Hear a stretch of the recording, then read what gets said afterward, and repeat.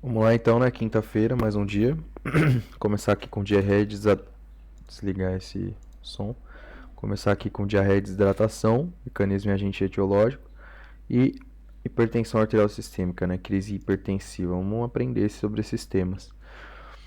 Dentro de diarreia e desidratação, mecanismo e agente etiológico, precisamos aprender reconhecer a etiologia e fatores de risco da diarreia aguda, saber caracterizar o tipo de mecanismo envolvido na diarreia. São 5 perguntinhas. Deixa eu tomar um pouco d'água antes.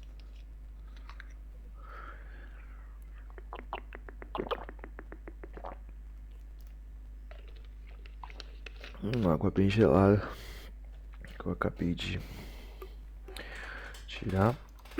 Vamos lá. A diarreia aguda, causada por infecção gastrointestinal, com número elevado de evacuações líquidas e com possibilidade de desidratação, qual seria o mecanismo fisiopatológico provável? Secretor, né? Secretor, esse é o mecanismo fisiopatológico.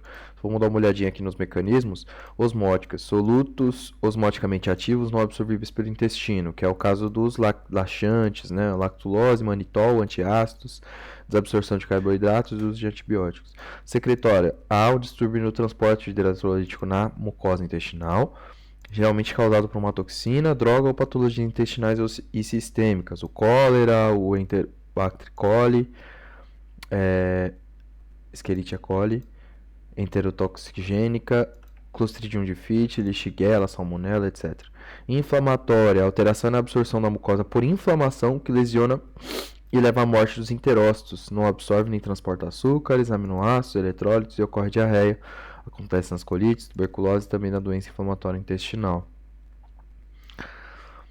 Né? Aqui a gente vai pensar em síndrome do intestino irritável e em doença de Crohn, por exemplo, retocolite ulcerativa. Steatorreia, há uma absorção de lipídio secundária e má absorção ou má digestão observadas na insuficiência exócrina do pâncreas, isquemia mesentérica. Funcional, a hipermotilidade intestinal está associada a outros mecanismos de diarreia, mas como uma causa primária não é comum. É um diagnóstico de exclusão aqui, então, no caso, a diarreia de mecanismo funcional. Né? Vamos lá. Na patogênese da síndrome diarreica na infância, vários mecanismos podem estar presentes. O osmótico, por adesão à mucosa, causa lesão dos enterócitos da superfície, com redução da produção de sacárides e retenção de líquidos dentro do lume intestinal devido à presença de solutos osmoticamente ativos, não absorvidos, que carregam a água para dentro da alça intestinal e são metabolizados via anaeróbica, resultando na produção de radicais ácidos. 2. Secretor. A liberação de enterotoxina bloqueia o transporte ativo de água e eletrólitos no enterócito, causando o aumento da secreção intestinal, principalmente de ânions cloreto e bicarbonato. 3. Invasor. A lesão da célula epitelial no intestino impede a absorção de nutrientes. Pode ocorrer invasão da mucosa, causando diarreia com muco, pus e sangue nas fezes, ou invasão da lâmina própria com disseminação hematogênica e sintomas sistêmicos. Assinale os patógenos que têm invasão como o mecanismo principal de ação para causar a síndrome diarreica. Shigella e rotavírus, rotavírus e vibrião colérico, salmonella e shigella, e E. coli enterotoxigênica e rotavírus. Eu gostaria de responder salmonella e shigella aqui, né? Assinar os patógenos que têm invasão como mecanismo principal de ação para causar a síndrome diarreica. Então, talvez E. coli enterotoxigênica. Salmonella e shigella mesmo. Né? Então, vamos dar uma olhadinha aqui. Vamos relembrar o mecanismo principal dos patógenos indicados nas alternativas dessa questão para causar doença diarreica. Então, shigella, invasão celular. Rotavírus é osmótico, prevalece nas diarreias de etiologia viral. Vibrião colérico, secretor, levando à perda de grandes volumes por ação de enterotoxinas. Salmonella, invasão da mucosa, como também Yersinia, enterocolítica. Escherichia coli enterotoxigênica, secretor, então faz um estímulo secretor nas células. Aqui o vibrião colérico também faz um estímulo secretor nas células. Rotavírus acaba por desequilibrar a osmose. E aí o Shigella e Salmonella são os patógenos invasores de fato, né? Lactente de 10 meses, masculino, previamente rígido, é trazido ao pronto-socorro com história de 3 dias de febre, vômitos e diarreia sem produtos patológicos. Hoje, os pais se preocuparam, pois o bebê apresentou 7 episódios de diarreia e está urinando menos do que o normal. A aceitação alimentar diminuiu e a criança está aceitando apenas o seio materno. Vamos lá, né? 10 meses ela já comia no seio, né? No seio familiar, junto com o seio familiar na mesa. Já comia, né, papinhas, etc. Ao exame físico, nota-se uma criança alerta com mucosa oral seca e olhos fundos. Frequência cardíaca de 110, frequência respiratória de 30, PA 90/50. Dentre as alternativas a seguir, assinale aquela que contém os corretos diagnóstico e manejo clínico para o paciente. Então, doença diarreica aguda de provável etiologia viral, desidratação leve, aumentar a oferta de leite materno. Doença diarreica aguda de provável etiologia bacteriana. Tem febre? Relata febre aqui. Não, tá bom, viral também pode ter febre, etc. Mas desidratação grave e antibiotico terapia e hidratação intravenosa. 90/50 na criancinha aqui é uma desidratação grave, né? Não me engano. DDA de provável causa viral. Vamos pensar. Provável causa viral, desidratação leve a moderada, prescrever terapia de reidratação oral. E DDA por provável verminose intestinal, desidratação leve a moderada, prescrever mebendazol e orientar aumento de oferta de líquidos. Ou a gente vai aumentar a oferta de leite materno ou vai dar hidratação, né? Substituir leite materno por fórmula, provavelmente isso aqui não deve ser feito não. Não. Tolerância à lactose, não faz sentido. Ela teve febre sim, né? Vômitos e diarreia sem produtos patológicos. 7 episódios de diarreia, está urinando menos do que o normal, né? Isso aqui então, acho que é um DDA, provavelmente etiologia bacteriana com desidratação grave. Causa viral, desidratação leve a moderada, prescrever terapia de reidratação oral. Isso aqui a gente ainda não estudou, tá tranquilo. Mecanismos de diarreia sim, mas a diarreia na infância, sobretudo na infância, ainda não. Era uma discussão que estava por vir ali no médio curso. Segundo a Organização Mundial da Saúde, a doença diarreica pode ser classificada em 3 categorias. Diarreia aguda aquosa, que pode durar até 14 dias, determinar perda de grande volume de fluidos e causar desidratação, e aí os vírus são os mais comuns. Diarreia aguda com sangue, que é caracterizada pela presença de sangue nas fezes, representa lesão na mucosa intestinal. E diarreia persistente é quando a diarreia se estende por 14 dias ou mais, pode provocar desnutrição e desidratação. Aí vamos lá. De acordo com a avaliação clínica proposta pelo OMS, recomendada pelo OMS, o estado de desidratação da criança pode ser avaliado em: sem hidratação, criança bem alerta, olhos normais, lágrimas presentes, boca e língua úmida, sede habitual, sinal da prega desaparece rapidamente, pulso cheio, enchimento capilar de até 3 segundos. O tratamento nesse caso consiste em terapia de reidratação oral no domicílio, tá? Desidratado, criança com 2 ou mais sinais de irritabilidade, olhos fundos, né? E aqui a gente olha aqui, ó, a criança alerta com mucosa oral seca e olhos fundos. Olhos fundos, lágrima ausente, boca e língua seca, sedento e bebendo avidamente. Prega cutânea desaparecendo lentamente, pulso rápido e débil, enchimento capilar de 3 a 5. O tratamento consiste em terapia de reposição oral, de reidratação oral no serviço de saúde. A gente vê aqui, ó, prescrever terapia de reidratação oral aqui. E aqui, né, uma diarreia aguda durando menos de 14 dias aí. Então, nosso paciente tem uma história aí de 3 dias aí, né, talvez previamente rígido. Pronto-socorro, história de febre, 3 dias. E diarreia, 7 episódios de diarreia. Não foram 7 dias. Então, uma diarreia aguda com desidratação moderada, leve, moderada. E aí, desidratação grave, criança com 2 ou mais sinais de hipotonia, olhos muito fundos, lágrimas ausentes, boca e língua muito secas, bebe mal ou não consegue beber, prega cutânea desaparece em mais de 5 segundos, demora para desaparecer a praga cutânea, pulso muito débil ou ausente e enchimento capilar em mais de 5 segundos. O tratamento consiste em terapia de reidratação parenteral. Então esse é o plano C, né, o último plano. O diagnóstico desse lactente, então, é uma doença diarreica aguda de provável etiologia viral, desidratado, e a melhor conduta é o plano B. Então,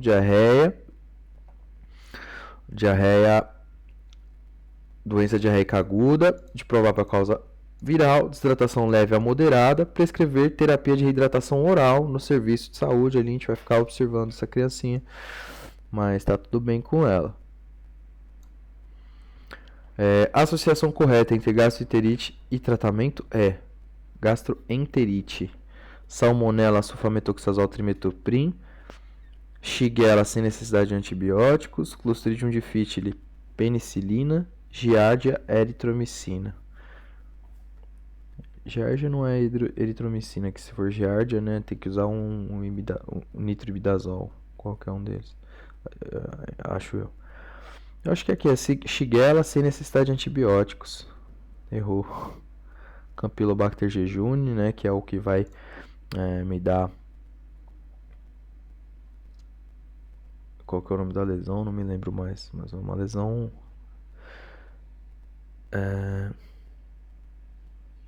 Miastenia gravis? Não.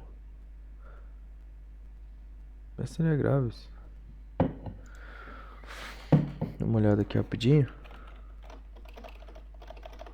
Campylobacter jejuni, miastenia.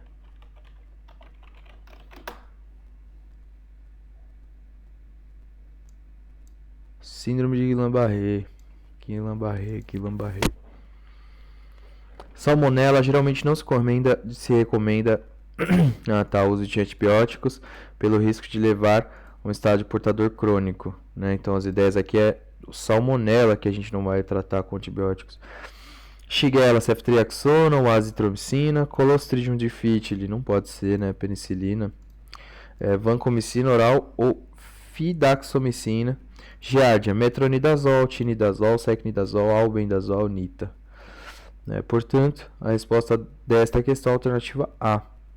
Então, Campylobacter jejuni, a gente vai fazer o tratamento com macrolídeos, eritromicina ou azitromicina. Assinale o patógeno abaixo, cujo mecanismo de indução da diarreia se dá pela invasão do epitélio das velocidades, principalmente do duodeno e intestino proximal, levando à redução das células absortivas e da lactase. A gente sabe que aqui, né, os dois aqui são invasores. Agora, qual que é o invasor que vai invadir principalmente do duodeno e intestino proximal? Salmonella ou Shigellose?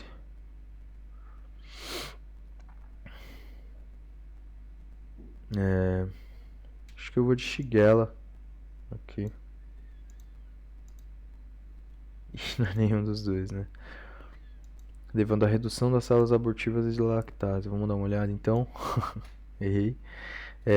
Questão atípica nas provas de residência, quando o assunto é diarreia aguda na infância, mas vamos analisar os patógenos citados nas alternativas.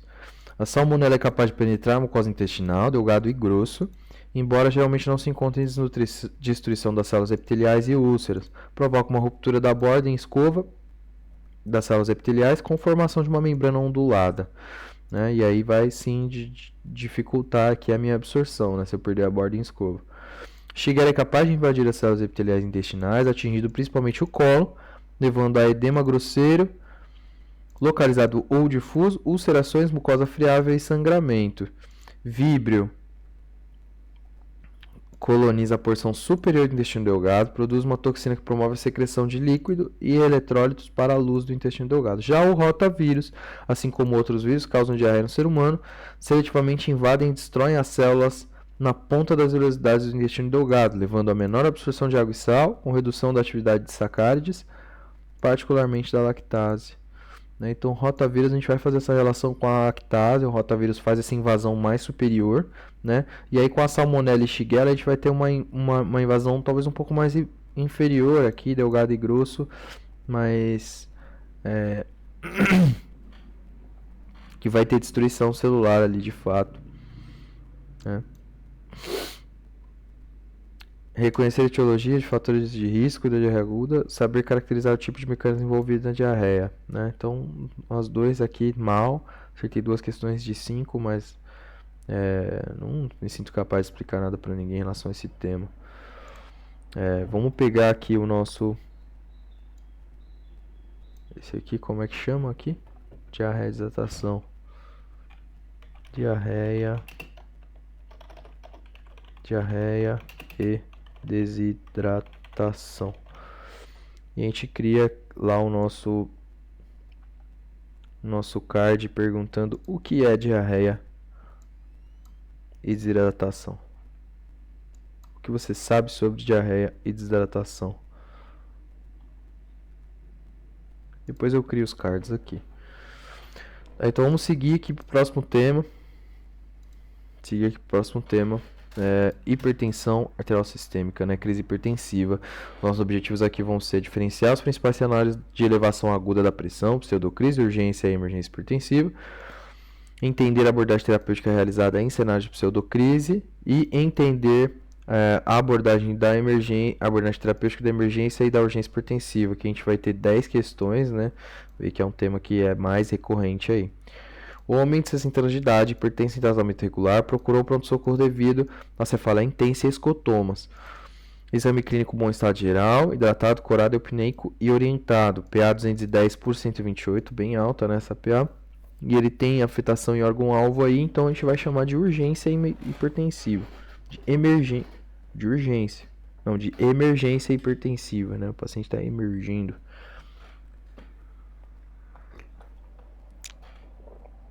Fundo de olho mostrando cruzamentos arteriovenosos patológicos, artéria em fio de cobre e papila bem delimitada. Cruzamento arteriovenoso e artéria em fio de cobre aqui, eu acho que são lesões crônicas, né?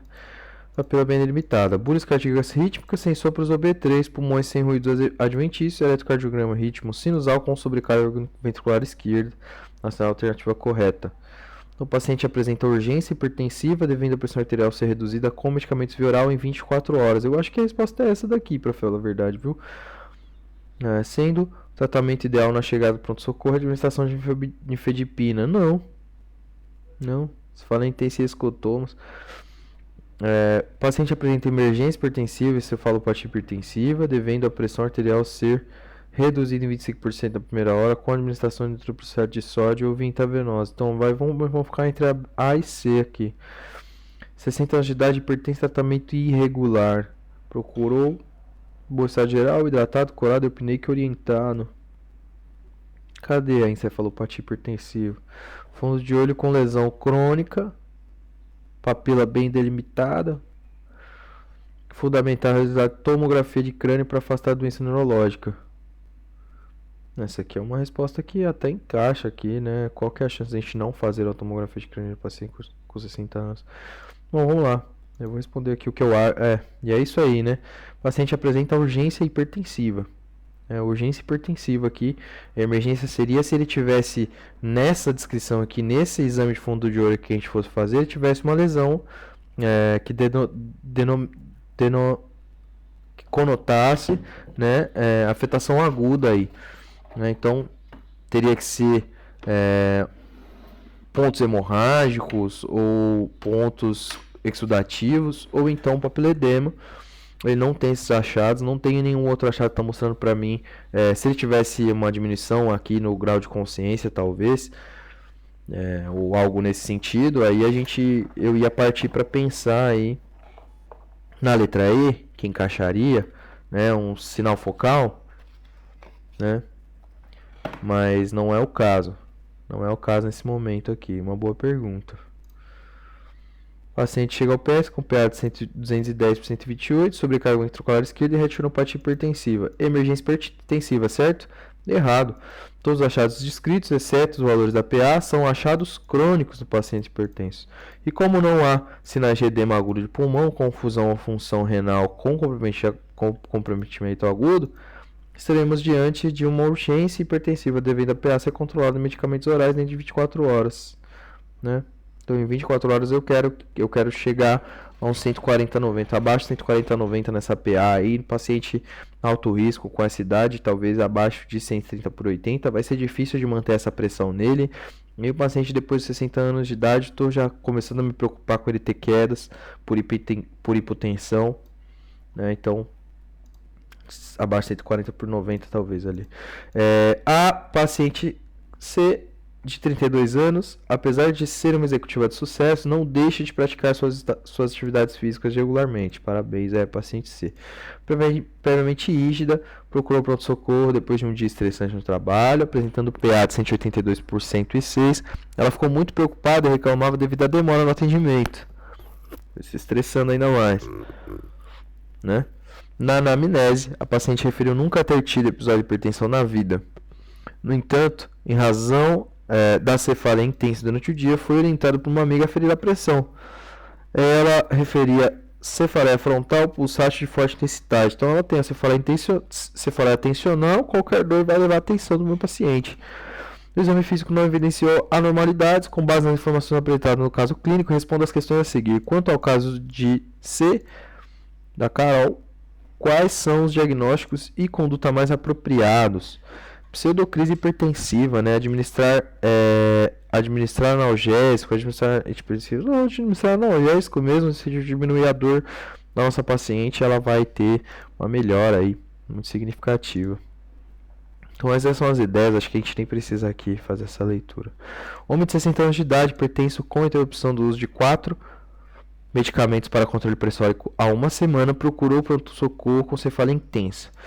O exame clínico, PA 206 por 122, ausculta cardíaca, agulhas rítmicas normofonéticas com sopro sistólico em área mitral, 2 de 4, né? O coração dele está falhando já por essa hipertensão aqui. Ausculta pulmonar, murmúrio vesicular normal, sem ruídos adventícios, pulsos todos presentes normais, fundo de olho, aumento do reflexo dorsal das arteríolas e papila bem delimitada, sem edema. Aumento do reflexo dorsal. Talvez tenha aí algum achado aí de lesão, né? Agora, o sopro sistólico em área mitral aqui, né? Sopro sistólico em área mitral aí, certo grau de insuficiência mitral aí. O que está mostrando para mim, né? Uma lesão que é emergência. É uma urgência hipertensiva, deve ser tratada com medicamentos orais 24 horas. Encefalopatia hipertensiva. Por quê? Tô só com dor de cabeça. Não. Emergência hipertensiva, deve ser tratada com triprociclado de sódio, a pressão mantida abaixo de 160/100. Eu gostaria de dizer que é uma urgência. E acertei outra vez, né? Então vamos lá aqui, dar uma olhada aqui nos graus de lesão de retinopatia, né? Grau 1, estreitamento arteriolar. Grau 2, estreitamento arteriolar mais pronunciado e cruzamento AV patológico. Grau 3, hemorragias exudatos.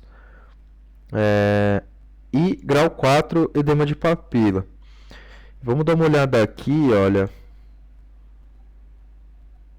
Então, beleza. Tava pensando mais sobre aquela afetação no coração, apesar de você falar apresentado, portanto, não há indícios claros de lesão aguda a órgãos-alvo. O quadro é frusto. Sendo assim, classificaremos como urgência hipertensiva, afinal não é interessante deixar um paciente que já apresenta lesão retiniana com valores de pressão tão elevados. Claro, a regra na urgência hipertensiva, iniciar um fármaco que possa controlar a pressão em 24 a 48 horas por via oral. Os mais usados nesse cenário são inibidores da ECA ou clonidina. Inibidor da ECA seria a minha decisão, se fosse eu tomando a decisão. Mulher de 47 anos de idade apresenta quadro de cefaleia há um dia. Família relata que a paciente apresentou episódios de confusão e evoluiu com 2 crises convulsivas cerca de 1 hora. Exame físico, PA 238 por 172, frequência cardíaca de 72, temperatura normal, cardiopulmonar sem alteração, neurológica escala de Glasgow 13, sonolenta e confusa, motricidade ocular extrínseca e pupilas normais, não há sinais de irritação meningeal ou déficit motor, glicemia capilar 95. Neste momento é correto abaixar baixar a PA de forma cuidadosa e lenta com captopril, a dose pode ser repetida após 30 minutos se necessário. Investigar a etiologia da elevação da PA, que é secundária ao reflexo de Cushing, sendo consequência de grave hipertensão intracraniana. Prescrever nitroprusiato, realizar a tomografia de crânio assim que possível.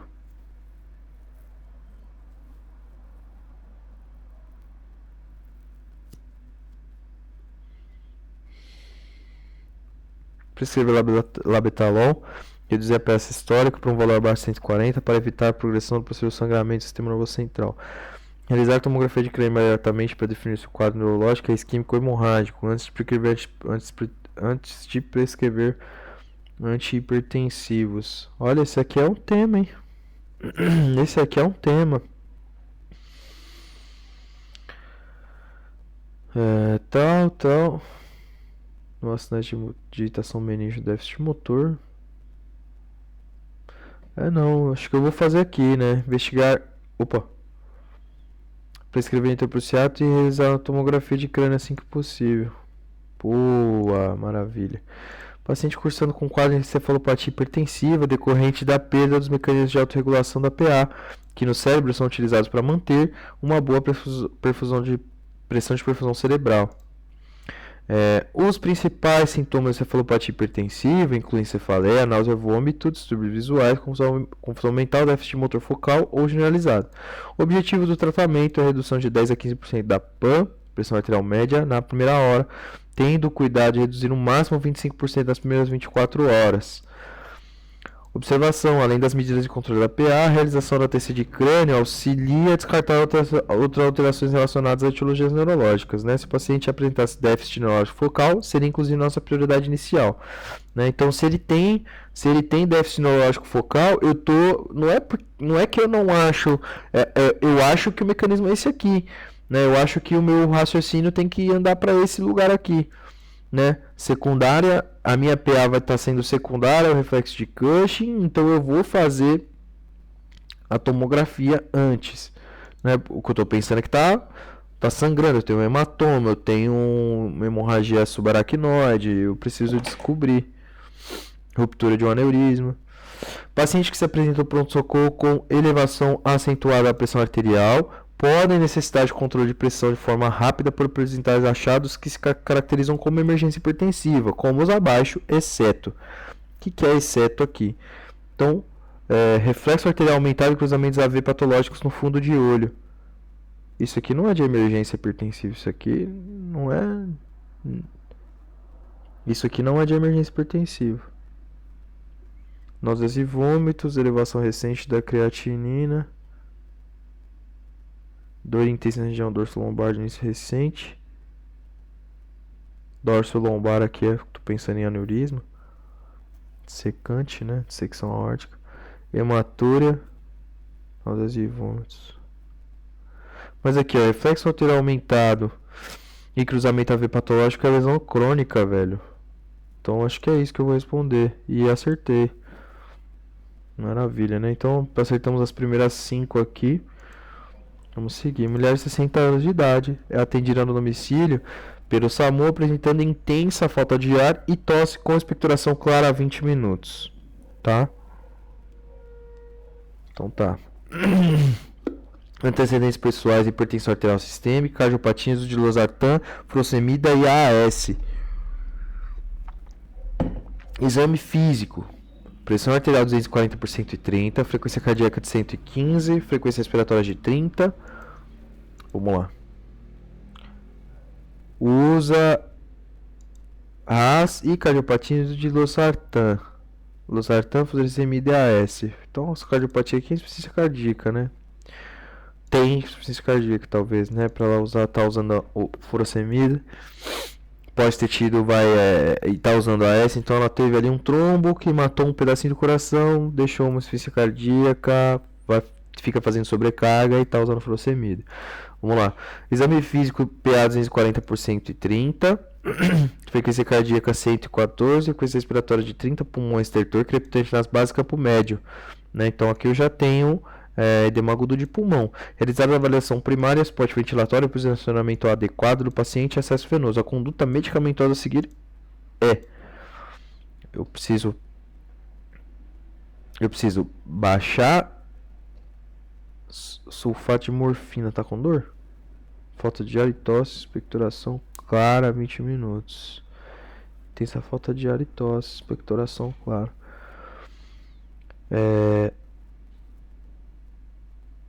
Não, aqui não, né? Absurdo isso aqui. Nitroprusiato de sódio, clonidina e furosemida.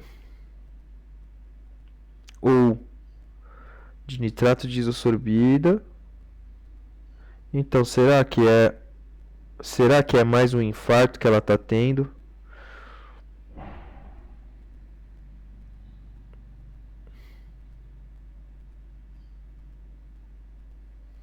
Será que é mais um infarto que ela tá tendo? Prusiato de sódio, acidilanide, não sei nem o que é. Tô entre A e B aqui.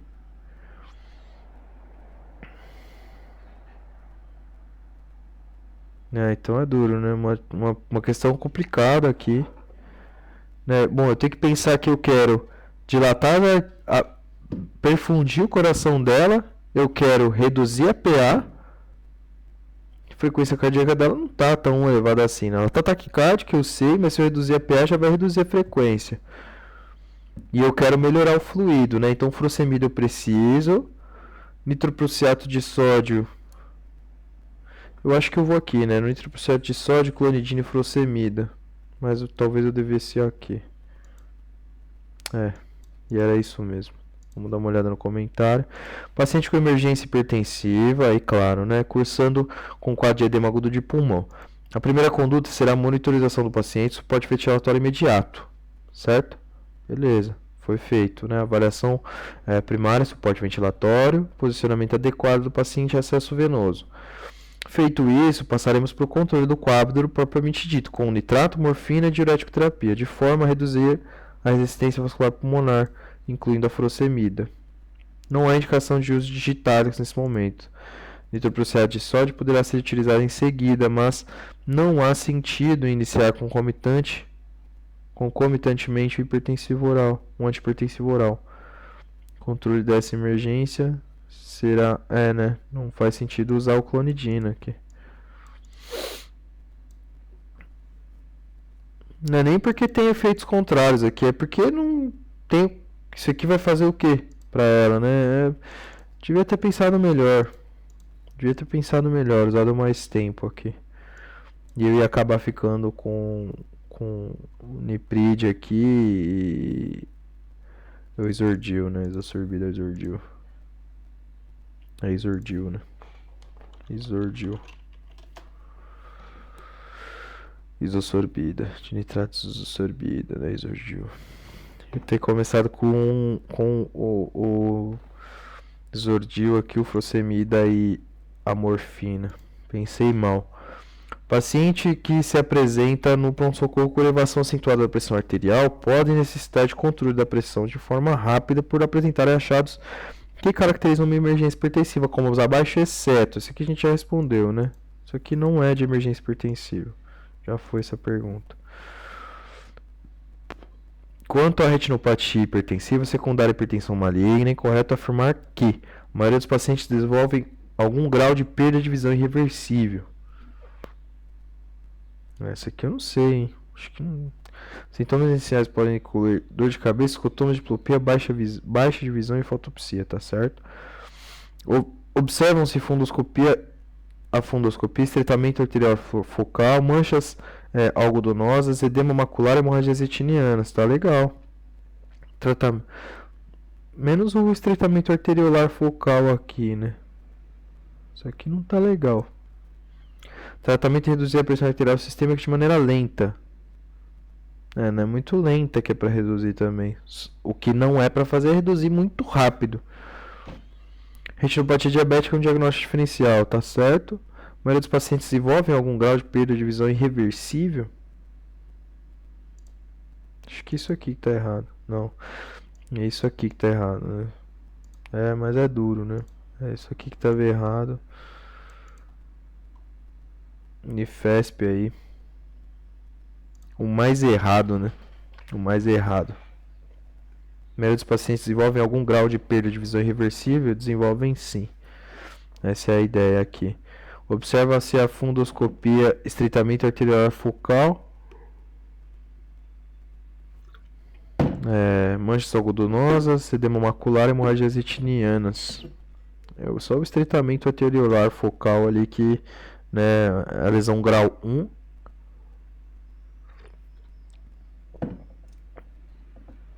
Tá, mas a gente não tá falando de emergência e urgência, né? A discussão não foi essa, isso aqui tá certo, então. E o A tá certo também, então, né? Então, a maioria dos pacientes desenvolvem algum grau de perda de visão irreversível. Tratamento é reduzir a pressão arterial sistêmica de maneira lenta, isso está errado, né? A gente vai reduzir rápido aqui. Então, na hipertensão arterial sistêmica maligna, observamos, além da hipertensão arterial grave, retinopatia com papiledema, com ou sem injúria renal e necrose fibrinoide das arteriolas renais. Frente a esses cenários, diferente das urgências hipertensivas, onde podemos baixar aos poucos a PA em até 24 horas, o tratamento deve ser realizado de maneira emergencial com fármacos como o nitroprusiato de sódio sob monitoração contínua, de forma a reduzir o risco da progressão das lesões. Temos mais uma aqui. Paciente de 56 anos, então, sexo masculino. Tem 36 minutos que a gente está respondendo. Paciente de 56 anos, sexo masculino, chega à emergência com pressão arterial acentuadamente elevada, de 222 a 128, queixas de cefaleia occipital há 2 dias, sendo que já experimentou essa sensação anteriormente. Nega dores, dispneia e alterações motoras, está preocupado com o risco de da pressão tão elevada. Considerando esse quadro, assinale a alternativa correta. Deve-se iniciar imediatamente o uso de nitroglicerina venosa para atingir uma queda no máximo 25% no início. Não, isso aqui a gente faria para emergência, né? Esse caso não é um caso de emergência. Esse caso não é um caso de emergência. Eu vi um barulho ali, não sei quem é. Chegou alguém. O nitroprusiato de sódio pode, por ser uma droga de início rápido e duração fugaz, deverá ser iniciado. Não é para fazer nitroprusiato nesse paciente aqui.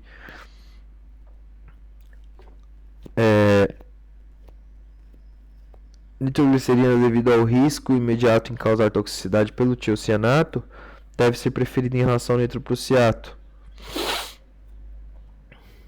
Deve-se iniciar imediatamente o tratamento com antihipertensivos orais, analgésicos comuns para alívio sintomático da dor e acompanhar o paciente nos dias subsequentes para ajuste da medicação. Deve-se iniciar furosemida e nitroglicerina venosa, né? Eu vou responder D aqui, porque para mim perfeito. Para mim não é para tratar isso aqui com agressividade, não. É para tratar com tranquilidade, né? 24 horas eu quero chegar numa PA aí 140 por 90, quero ajustar a medicação para o meu paciente, mandar ele para casa bonitinho. Mulher de 43 anos é levada à UPA por policiais queixando-se de cefaleia craniana moderada que iniciou há 45 minutos, após ser assaltada em via pública. Nega quaisquer outras queixas, é hipertensa e faz uso irregular de amlodipina e lonapil. Uso irregular, está descontrolada. Ao exame físico, apresenta PA 190 por 120, frequência cardíaca 104, frequência respiratória de 21, saturação de ambiente 98, temperatura normal, está alerta, orientada e chorosa. Fundoscopia examinológica sem normalidades, sem outras alterações no exame físico. O eletrocardiograma e radiografia de tórax não apresentou normalidades. Exame laboratório, creatinina normal. Exame de urina sem alterações. Após essas avaliações, assinale a conduta inicial mais adequada neste caso. Então, ela tá com hipertensão, né? É uma urgência hipertensiva, tá muito alta essa pressão, mas ela tá tranquila, né? Agora, o que a gente vai fazer aqui? Internação hospitalar? Eu acho que não, né? Observação na UPA, prescrição de benzodiazepínico e analgésico. Benzodiazepínico? Aí é demais também, né? Ela foi assaltada, ela tem que ficar mais tranquila, só isso. Não precisa tomar benzodiazepínico, não. Analgésico, ela tá com dor aonde?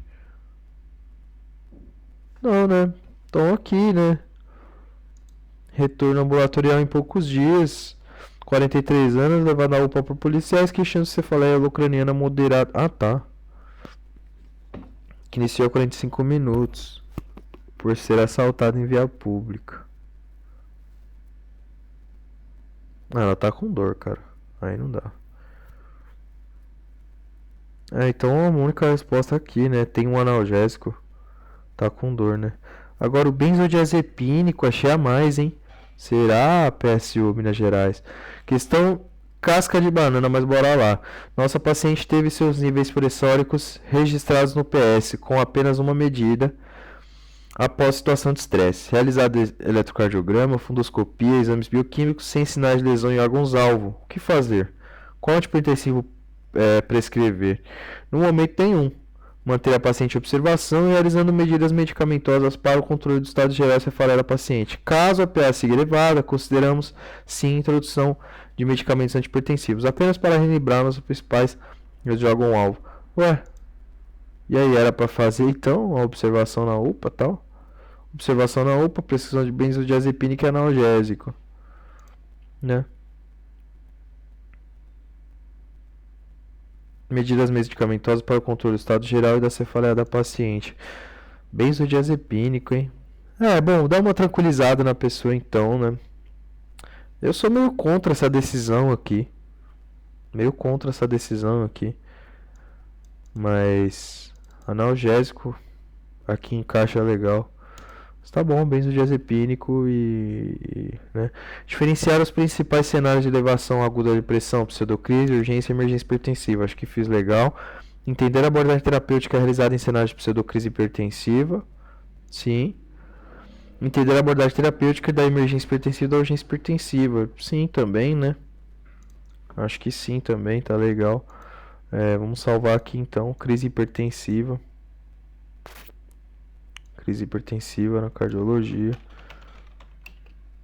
Crise hipertensiva. .pdf, né? E criar lá os nossos cards, né? E aí depois vamos ouvir aqui, isso aqui de orientação. E do outro também da diarreia, que eu errei duas questões, né? Eu acho que é um bom resultado, né? Errei 2 de 10.